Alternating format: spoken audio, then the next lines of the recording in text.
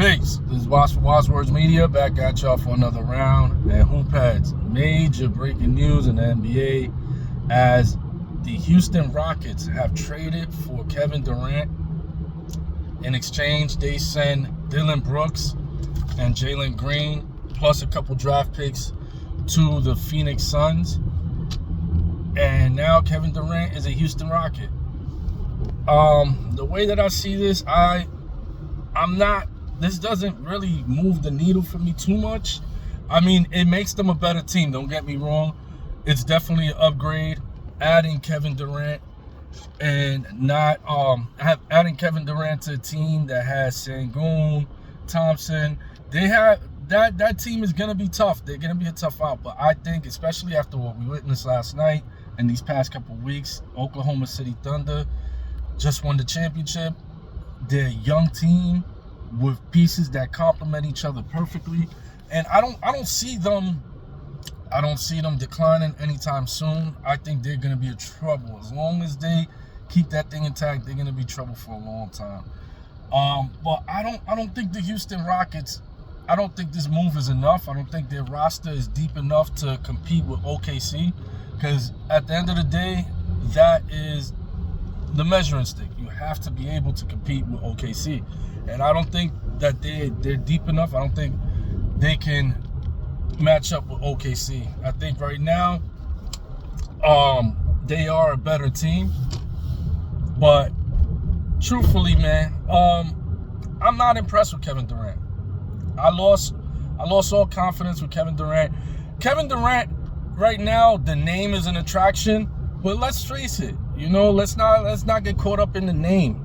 Yes, he's been one of the most prolific scorers we've ever seen in NBA history. That is true. But he's 37 years old, for one. And two, I started losing a lot of faith in Kevin Durant years ago when they got swept by the Boston Celtics.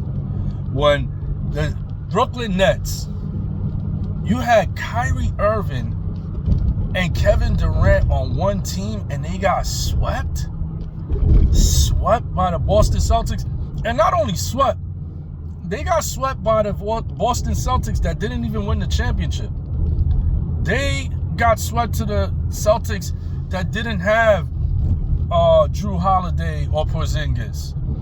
And, White had a reduced role. And, they didn't even lose to this iteration of the Celtics that won the championship. They lost to the Celtics that were on the verge, and they didn't even lose. They got swept. At that point, I started saying, I don't believe this guy too much.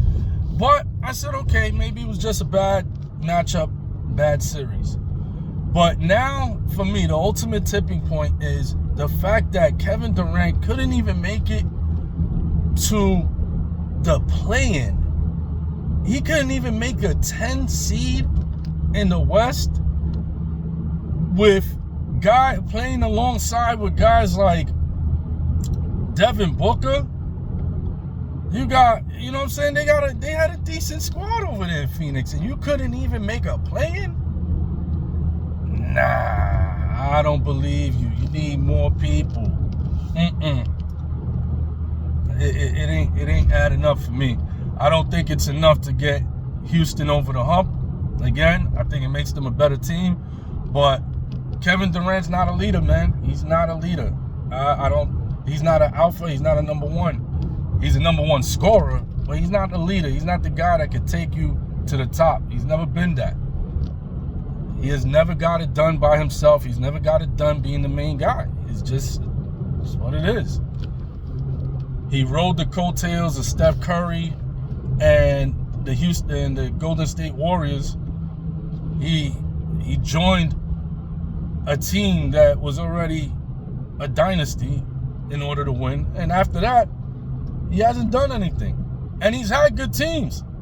It's not like he's been, just carrying the load all by himself. Nah, he's played on good teams. He's played on a team with Kyrie Irving. Then he played on a team with Kyrie and James Harden. Then he went with Devin Booker. Then they gave him Devin Booker and Bradley Beal. What else? What else? Nah, he don't do it for me. He don't do it for me. Good scorer, one of the greatest we've ever seen, but he ain't no alpha. He ain't no true number one. And I don't think him alone on the Rockets gets it done. I think it makes them a much improved team. They'll be a top 4. You know, they should at least be able to accomplish having home court in the first round, maybe second round too. But at the end of the day, ain't nobody beating OKC at this point, the way that OKC is presently constructed. If they keep that thing intact, they got veteran guys like Alex Caruso and Hartenstein, and they're tough out. They're going to be a tough out. So I don't see anybody beating them. But that's all I got for now. I'm Waz for Waz Words Media. Peace.